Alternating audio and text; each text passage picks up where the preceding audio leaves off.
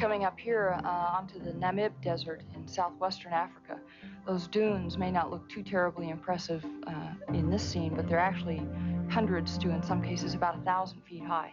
And again, you see signs of cold water offshore over which that dense, low-lying cloud has formed. This is the area that the 17th and 18th century sailors, 19th century sailors used to call the Skeleton Coast, and it becomes kind of easy to tell why when you see how desolate it looks. This is one of my favorite views because you're looking at the Horn of Africa, the big chasm between Africa and Asia, where, you know, plate tectonics have caused one continent to separate away from the other. And it's most vivid in that particular region of the world, more so than any other place I can remember, where you get the feeling that you can actually see these two continents in real motion, real time, pulling away from each other.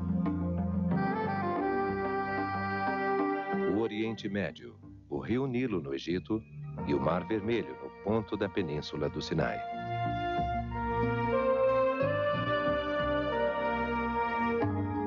In talking to kids, I say it's real important to study math and science, but it's also important to study history and to understand history. And in that very shot, you know, we have the history of mankind. And just about every kid, no matter what his religious background is, have heard about people like Moses. And, you know, you say, well, what do you know about Moses? And they say, well, I think that's the kid that, you know, his mother put him in the basket and put him out. And I said, okay, see that river right there? That's the very river. And if you follow up the river, if you go up it a little bit, you can actually see the V or the triangle of the Nile Delta. Because it's very green in comparison with the rest of the Sahara Desert around it. And I say, you know, I can't tell you exactly where it happened, but somewhere right around in there, you're looking at where that took place. And then I said, what else do you know about Moses? And they said, well, I think that's the guy that took a staff and did something and parted the water or something like that. And I said, and that happened right along in this area where the Red Sea flows up into the Suez, the Gulf of Suez. And, you know, you can look at it and you can see how, well, I think it's believable. And, but there's a lot of history just in that one shot. This is the head of the Persian Gulf in the aftermath of the Desert Shield, Desert Storm campaigns, those great big black swaths that you see originating from at least 3 different regions. Something on the order of 600 or more wells burning in at least 3 different oil fields and streaming out in great palls of smoke. The Kuwaiti oil fires just jump right out at you. When you see something ugly, it just jumps right out at you. I mean, I'm a technical guy and a flyer. I've been that all my life. I never thought I would boost environment, but without a doubt, the Earth is very fragile, has a very fragile-looking environment from space. We need to take care of that.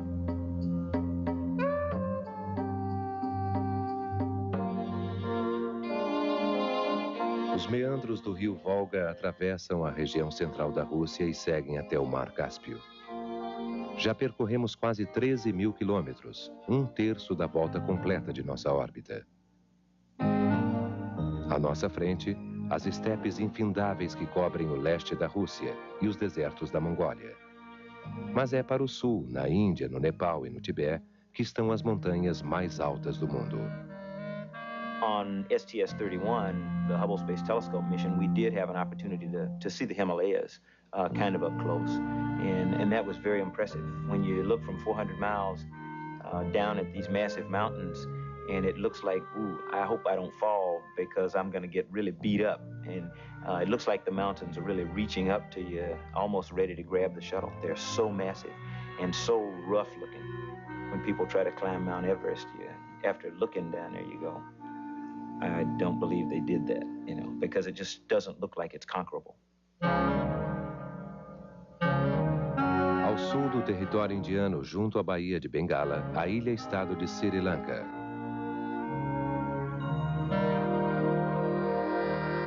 Em pouco tempo estaremos vendo o norte da China e a boca do rio Yangtze. If you look where the river mouths out to the ocean, just about the center of the frame, you can see it's choked with sediment for probably hundreds of miles upriver. And to the bottom and right of the scene, there's so much sediment dumped into the coastal zone that it almost can be difficult to tell where the land-water boundary is. Às vezes também é difícil definir limites entre terra e céu. especialmente num dos momentos de pôr do sol.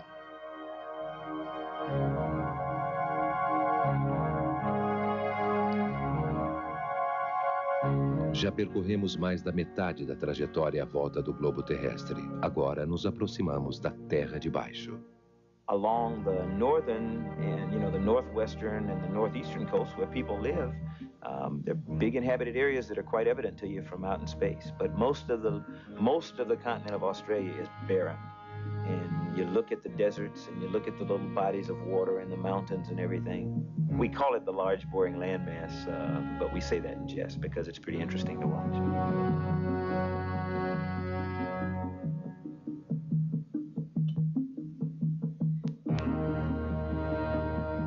Australia's deserts, which are massive, have their own identity because the earth there is very, very deep red. It's not red as we think of red like a fire truck, but the red of dirt. Much darker and redder than, say, Africa. Ao sol da tarde, as cores aparecem muito fortes, mas adiante a Terra já começa a mergulhar na escuridão. One of the neatest things to do is to look at cloud features as you come up towards the terminator or the boundary between the day side and the night side of the Earth. We don't have normal days and nights on orbit because we're going around so quickly. We get a sunrise and a sunset every 45 minutes. And if you happen to be crossing through the tropics, as it appears we are here in this scene, you get tremendously nice deep shadows that highlight all the topography of the clouds that are welling up through the tropical atmosphere.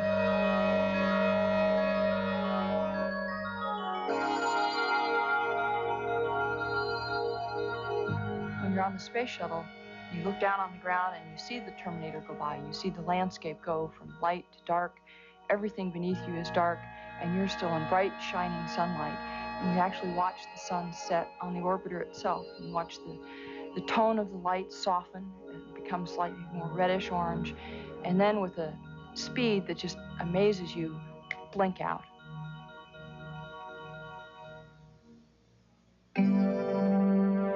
À noite, com as luzes das cidades, percebe-se que a população ainda se concentra nas áreas costeiras.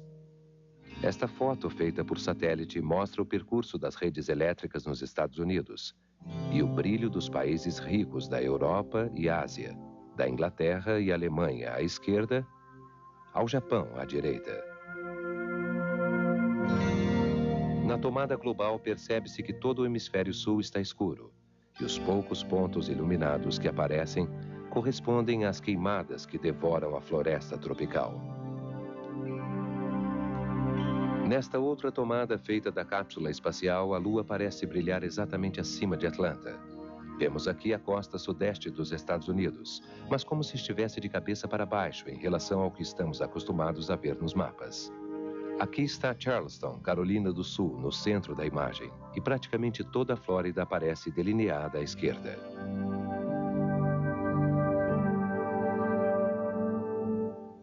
A Itália, com sua forma característica, pode ser identificada mesmo à noite.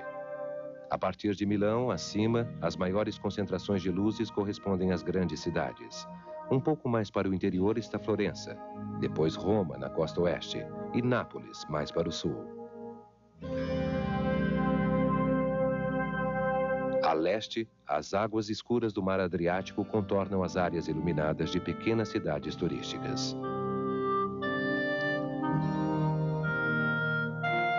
Mas o drama e a emoção que esboçamos com as luzes artificiais quase desaparecem se comparadas à luz natural.